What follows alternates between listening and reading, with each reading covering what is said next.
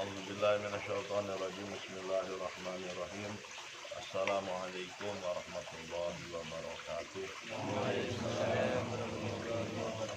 Alhamdulillahi wassalatu wassalamu ala rasulillahi wa ala alihi wa sahbihi wa mawalah. Subhanaka la ilma lana illa ma 'allamtana innaka antal alimul hakim wa la haula wa la quwwata illa billahil aliyyil azim. Para bapak hadirin jamaah yang dirahmati Allah Subhanahu wa taala.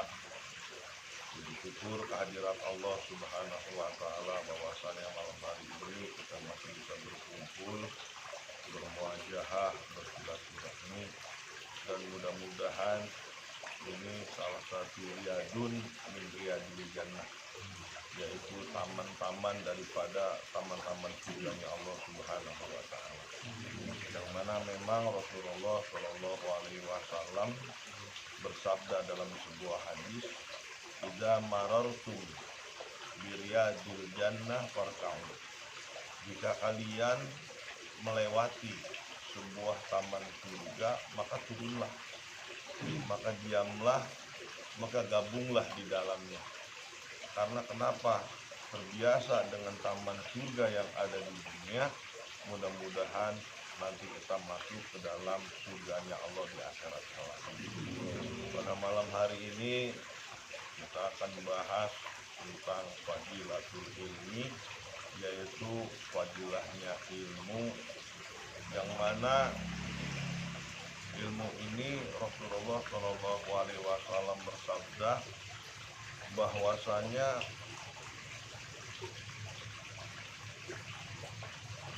alimun faqihun wahidun mutawarriun. Seorang alim yang faqih, yang waro. Waro itu hati-hati, apik.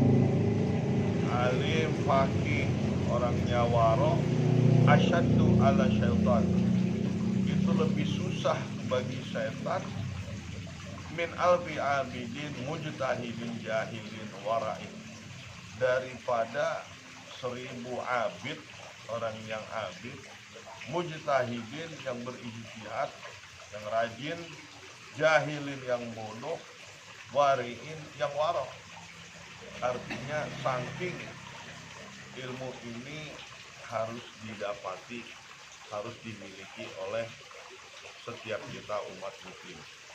Permasalahannya, ibadah-ibadah yang kita lakukan ini harus kita perhitungkan di saat kita melakukan sesuatu pekerjaan. Sudah barang tentu harus ada pengetahuan ilmu yang kita lakukan. Kenapa di dalam hadis Rasulullah Shallallahu alaihi wasallam bersabda bahwasanya ibadah atau perbuatan bighairi ilmin, tanpa ilmu, amaluhu mardudatun la tuqbalu, ilmunya mardudah, ditolak, la tuqbalu, tidak diterima. Karena bagaimana orang bisa berbuat apabila tanpa ilmu? Tidak usah jauh-jauh, kita sholat aja tidak tahu yang wajibnya mana, yang sunnahnya mana, yang harus dibaca apa, gerakannya seperti apa, gimana mau diterima. Itu maksud daripada Rasulullah Shallallahu alaihi wasallam. Makanya kita punya kewajiban. Kewajiban kita itu adalah tolab ilmu. Bisa ataupun tidak bukan urusan kita. Sebab seorang guru ngajar di dalam sebuah kelas, di dalamnya ada 10 murid saja. Guru yang sama, waktu yang sama, pembahasan yang sama. Nanti setelah beres memberikan ilmu atau setelah beres mengajar, nanti akan dimiliki atau didapati oleh murid-murid yang ada dengan ilmu yang berbeda. Ada yang paham A sampai Z, ada yang paham A sampai B saja. Bahkan barangkali ada nggak paham sama sekali. Padahal pembahasannya sama, waktunya yang sama, gurunya yang sama. Ini bukti bahwasanya ilmu itu adalah haknya Allah yang memberikan kepada manusia.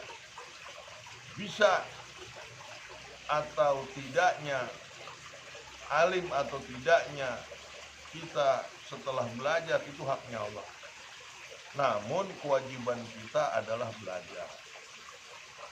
Jadi belajar kita ini bukan di waktu kecil, waktu sekolah saja. Kita punya kewajiban minal mahdi ila lahdi, dari buayan sampai liang lahat. Makanya utlubil ilma minal mahdi ila lahdi. Utlub itu kan fi'lul amri. Di dalam kaidah usul fikih, fi'il amr itu adalah al-aslu fil amri lil wujub. Asalnya perintah itu adalah perkara yang wajib. Makanya tatkala Rasulullah perintahkan, berarti jatuh hukumnya wajib kita nuntut ilmu. Kenapa? Karena ilmu inilah yang membuat orang selamat. Man aroda dunia walahi bil ilmu. Siapa pengen dunia, maka pakai ilmu. Ilmu dunia dikuasai, insya Allah dia miliki dunia. Waman arodal akhirah, barang siapa juga pengen akhirat, walahi bil ilmi, maka dia juga harus pakai ilmu. Barang siapa pengen keduanya juga, wa'alaihi bil ilmi, maka hendaknya dia juga harus punya ilmu. Di sini saya sambung tadi bahwasanya qala Nabi sallallahu alaihi wasallam libni Mas'udin radhiyallahu anhu. Nabi bersabda kepada sahabat Ibnu Mas'ud radhiyallahu anhu, yang mana apa kata Nabi, ya Ibnu Mas'ud, wahai Ibnu Mas'ud, julusuka, duduk musa'atan sesaat, fi majlisil ilmi, di dalam majelis ilmu, duduk kita kayak begini nih. La tamassu qalaman wala taktubu harfan. Cuma duduk aja, tidak megang pulpen, tidak nulis satu huruf pun, gitu ya. Itu khairun, lebih baik, min utki rokobat, min utki alfi rokobatin, daripada kau membebaskan 1000 budak. Kenapa begitu hebatnya ilmu? Karena sesuatu amal perbuatan tanpa ilmu itu mardudatun latut balu. Sehingga seperti tadi Rasulullah bersabda, satu orang alim itu jauh lebih susah, lebih berat setan untuk menggodanya daripada 1000 orang yang gak alim. Karena di saat saya ngambil dalam ilmu fikih, contoh, mudah-mudahan kan jadi ilmu juga buat kita. Di saat kita ragu di dalam rakaat sholat, udah 3 apa 4 nih, 3 apa 4 nih. Nah, di dalam Fathul Qorib dijelaskan, di saat kita syak di dalam keraguan menentukan jumlah rakaat yang sudah kita lakukan 4-3, maka ada dalil dalam usul fikih, al yakinu la yuzalu bisyak. Keyakinan itu nggak boleh hilang, nggak boleh kalah dengan syak, dengan keraguan. Maka saat itu ambil yang paling sedikit. Kalau dia paham, dia ngerti, dia punya ilmu, maka langsung timbul keyakinan 3, maka dia lakukan. Sehingga setan untuk menggoda, wah berabe kalau begini, dia punya ilmunya. Tetapi kalau nggak ada ilmunya, 3-4, akhirnya 3 nggak beres, 4 nggak beres, akhirnya sholatnya dibatalin. Sedangkan membatalkan sholat itu hukumnya haram, takbiratul ihram.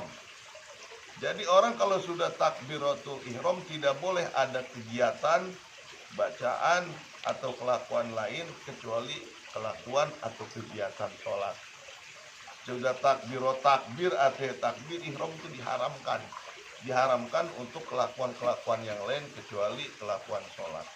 Maka tatkala orang itu punya ilmu 2-3, dia secepat itu akan mengambil inisiatif, menghilangkan keraguannya dengan keyakinan 2. Karena dijelaskan ambil yang paling sedikit 2, maka sulit bagi setan untuk menggodanya. Tetapi tatkala tidak pakai ilmu, dia bingung juga nih, gitu, 2-3, akhirnya kacau sholatnya, hilang kehusuannya, gitu kira-kira. Maka pentingnya ilmu itu harus ada pada diri kita di saat kita melakukan ibadah.